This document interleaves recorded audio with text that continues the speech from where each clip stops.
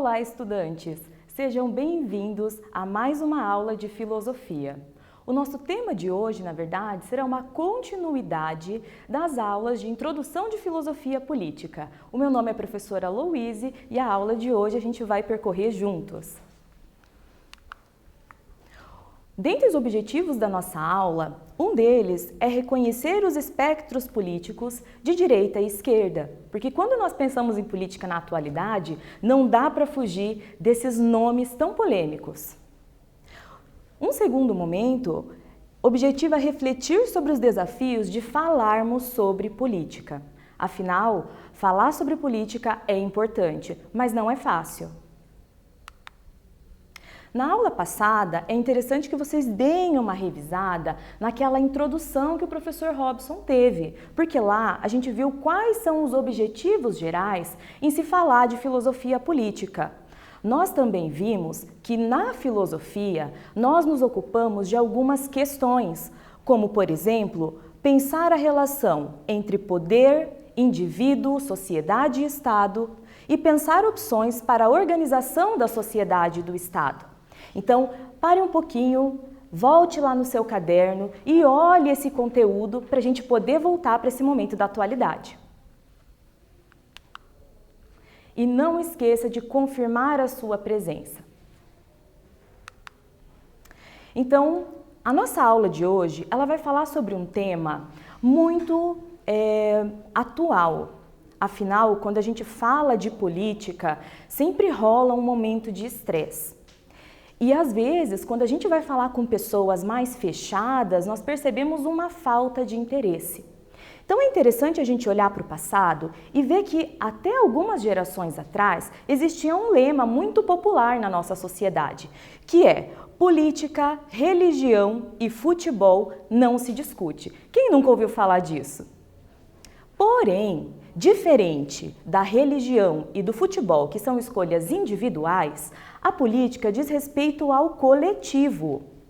Ao contrário de futebol e religião, a política afeta todos e determinará o futuro das próximas gerações para bem ou mal. Então, quando a gente fala de política, nós estamos falando de algo que é importante para a sociedade. Mesmo que eu não goste do assunto, o que acontece nesse universo nos afeta. Quando a gente olha para a religião, qual é a característica da religião? A religião é uma escolha individual. Você pode viver a sua espiritualidade da maneira como você quiser. A mesma coisa acontece com o seu time de futebol. Ele é uma escolha tua. Agora, será que em se tratando de política é só a minha escolha que tem consequências? Então existe uma dificuldade em se falar de política. Por que não falar de política se ela é uma coisa tão importante? Então, algumas coisas a gente ouve quando percebe uma resistência dos nossos amigos e familiares em se falar de política. Eu separei 4 exemplos, mas existem outros. Primeiro, política é coisa de corrupto, é um assunto indigno. Então, às vezes a gente está lá, quer falar da nossa opinião, comentar um acontecimento e aí logo alguém já corta nossas asinhas. Não quero falar disso porque isso não vale a pena. É um jeito. Segundo, falar de política gera briga, agressão verbal. Então, muitas vezes a gente está lá, vai comentar um acontecimento e o que acontece? No meio de uma conversa pacífica, de repente, a conversa fica tensa. E aí a gente se sente ameaçado, sente que a gente não pode dar a nossa opinião e aí, quando a gente insiste no assunto, rola aquele desconforto e às vezes até uns xingamentos ali com os nossos amigos ou familiares. Terceiro motivo que leva as pessoas a não gostarem de falar de política: a desilusão com as promessas não cumpridas, que acaba sendo também um pouco de desilusão com a democracia. Porque a gente vai lá, ouve as propostas dos políticos, dá um voto de confiança e depois, na hora da prática, as coisas não acontecem conforme a promessa. Então, quando a gente percebe que, olha, esse mundo político não é um mundo tão ideal, não é um mundo como nós gostaríamos, a gente vai ficando desanimado e, com o tempo, acaba perdendo o gosto de falar do assunto. E por quarto motivo, existem aquelas pessoas que estão ocupadas com outras questões na vida, como por exemplo, trabalhar ou pensar em uma questão de um esporte pessoal, se envolvendo com algum tema que é particular. E para ela, esse assunto realmente não interessa, é uma escolha do indivíduo. Então, esse panorama de por que não falar de política é uma coisa que a gente tem que ter em vista. Primeiro, para a gente conseguir olhar para outra pessoa e imaginar por que ela não quer falar do assunto. E aí, tendo isso em consideração, ver como é que a gente vai se comportar. Acontece que nos dias de hoje, a política faz mais parte do cotidiano do que nunca. Hoje, eu vou lá, abro minha rede social. Quando eu abro a minha rede social, é muito difícil eu não ver algum amigo meu ou postando uma manchete, uma notícia da política, ou comentando alguma coisa, falando a sua opinião sobre a política no sentido lá do governo. Então, a política, ela faz parte do cotidiano hoje, a partir do momento em que eu pego o meu celular para ver a hora. Quando eu vou em um site de notícias e existe uma manchete sobre política, uma outra questão muito interessante é que eu vou lá observar os comentários e às vezes os comentários são tão interessantes que são até melhores que a notícia. E o número de comentários é tão grande que fica evidente o quanto política é um assunto que hoje interessa. Então, nesse momento histórico, parece que nós estamos superando aquela ideia de que não se deve falar de política. Mas isso não exclui os desafios de abordar esse assunto na nossa comunidade. A política nos conecta numa dinâmica de responsabilidade compartilhada. Então, essa é uma ideia muito importante que eu gostaria que vocês registrassem no caderno de vocês, porque durante as nossas próximas aulas, a política como uma dinâmica de responsabilidade compartilhada vai ser uma abordagem muito presente. O que isso quer dizer? Quer dizer que mesmo que eu tenha a minha opinião e você tenha a sua e outras pessoas tenham posições políticas diferentes, no extrato final do resultado, de tudo que acontece em uma situação de convívio, essas posições políticas vão refletir para todos nós. Então, especialmente no nosso país, que vive um sistema democrático, é preciso entender que tudo aquilo que vai ser decidido no âmbito político, desde as eleições até o Congresso, vai ter responsabilidades para todos. Então, quanto antes a gente assumir esse poder, essa responsabilidade de se manter informado e de aprender sobre esse assunto, melhor será não só para você, estudante, será para a nossa sociedade. Então, agora, eu vou propor para vocês uma atividade para a gente cimentar esse momento, tá? Então, estudar política, para quê? Eu quero que você me diga, na sua opinião e levando em consideração a minha fala até aqui, para que estudar política? E você vai complementar a sua resposta. O que esse conhecimento pode acrescentar em sua vida? Então, para que estudar política? Deve ter um motivo. E o que estudar política pode acrescentar para a gente como cidadão, como estudante, como pessoa responsável dentro de uma comunidade? Então veja aí.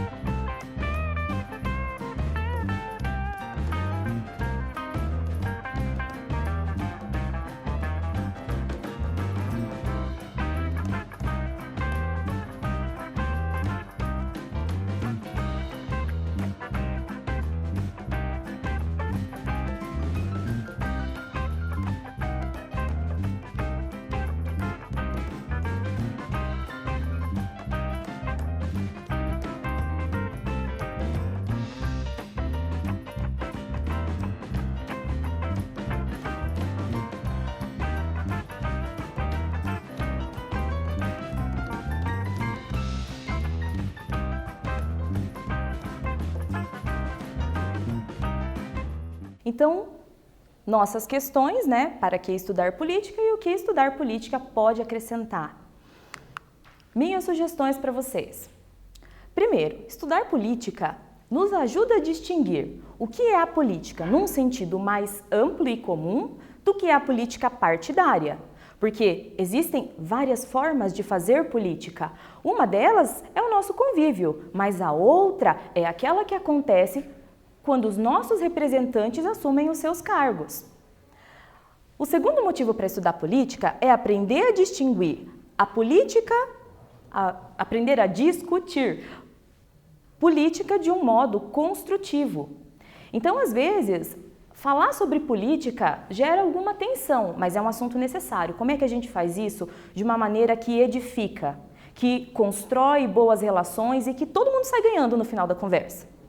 Terceiro motivo, para conhecer ideias e visões de mundo diferente das suas. É importante a gente estudar para entender como é que as outras pessoas pensam, porque como elas vêm de outras famílias, outras comunidades, outras culturas, é provável que elas vejam coisas que nós não vejamos ou que elas pensem de uma maneira bem diferente da nossa.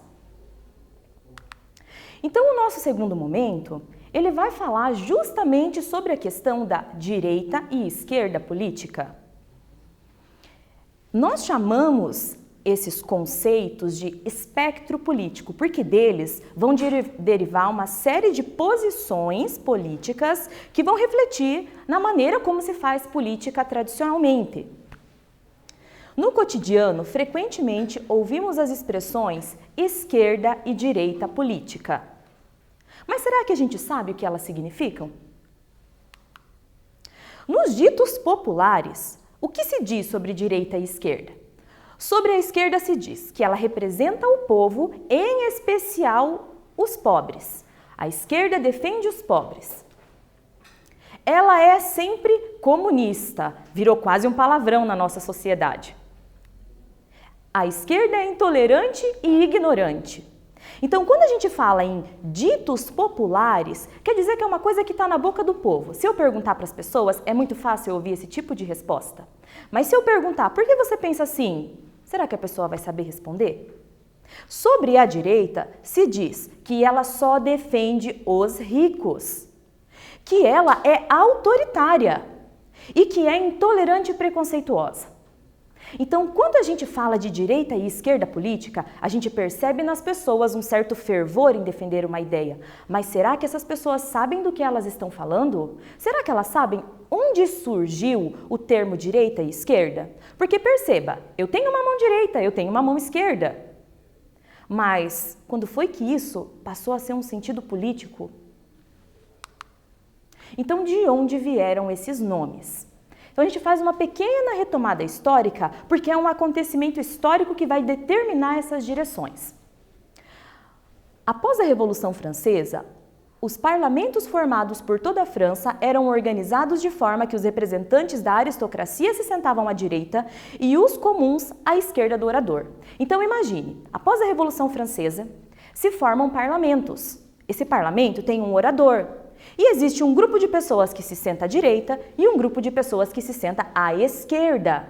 As pessoas que se sentavam à direita defendiam certas ideias e as pessoas que se sentavam à esquerda defendiam outras ideias. A aristocracia, à direita do orador,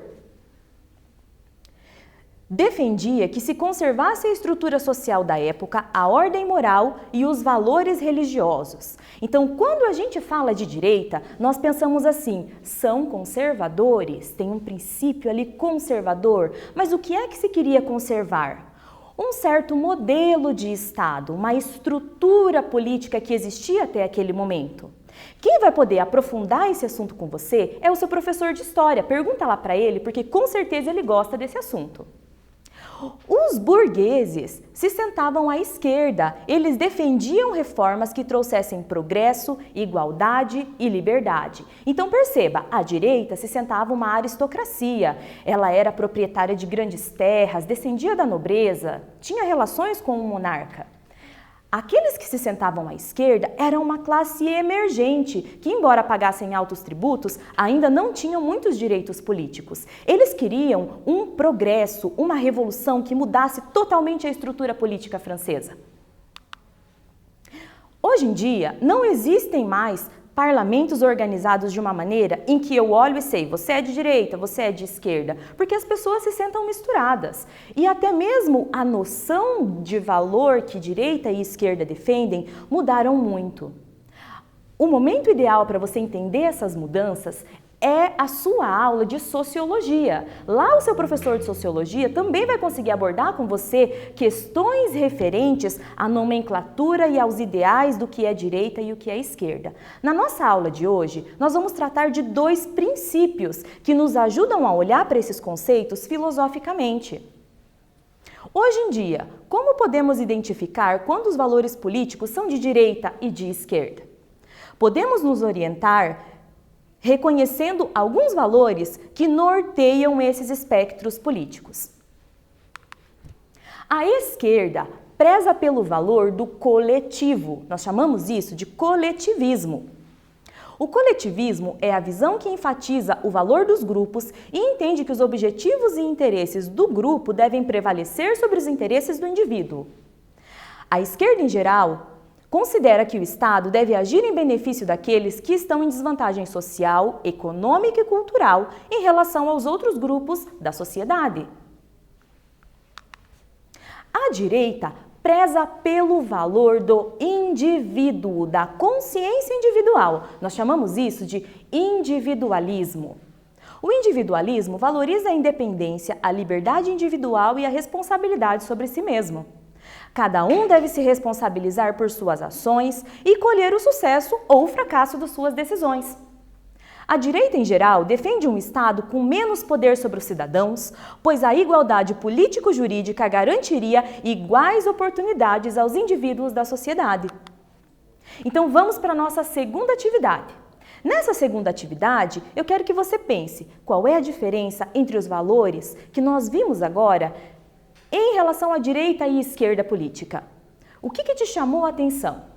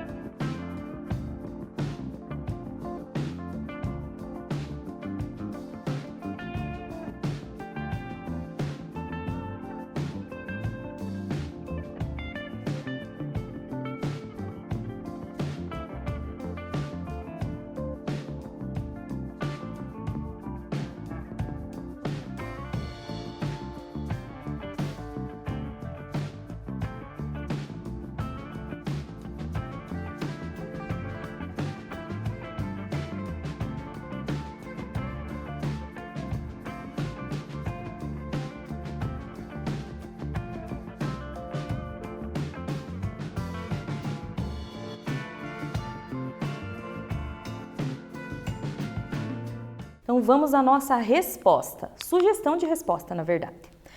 A esquerda, ela defende o coletivismo. Nós temos que pensar na nossa comunidade, na necessidade da nossa tribo. E o papel do Estado vai ser combater a desigualdade.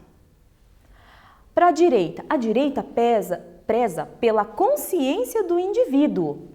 Então, o papel do Estado deve ser um pouquinho menor para garantir que o indivíduo possa se expressar, mas que ele não precise suprimir a sua consciência em prol de um grupo. Hoje em dia, a gente sabe que não existe só direita dentro de uma caixinha e esquerda dentro de uma caixinha. Afinal, o ser humano pensa e ele acaba criando coisas em cima daquilo que já veio antes. Então, nós temos uma ampliação do que são os espectros políticos hoje. Hoje eu tenho extrema direita, extrema esquerda, esquerda, direita, centro-esquerda, centro-direita, centro. E conforme a gente pode perceber nas cores, nós vemos que esses valores de coletivismo e individualismo, eles vão sendo mesclados para se dizer qual é a nomenclatura daquele partido ou daquele ideal. Então eu gostaria de lembrar vocês que a aula de hoje, ela não é uma aula que fecha o assunto. Ela é uma aula que abre a nossa mente para entender o quanto se falar e conhecer espectros políticos pode ajudar a gente a entender melhor as pessoas e a manter diálogos construtivos. A minha sugestão é que você continue estudando. Você é um estudante do ensino médio. Então, quando acaba a aula, você vai lá e faz a sua pesquisa complementar. O que a gente estudou hoje, então?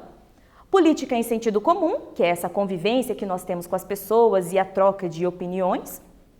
Política no sentido partidário, que é quando os partidos assumem um ideal, assumem um conjunto de valores. E aí, dentro desse conjunto de valores, nós estudamos essa base fundamental, que é entender o que é direita e o que é esquerda. Muito obrigada por você não desistir da escola em tempos de pandemia. E até a próxima!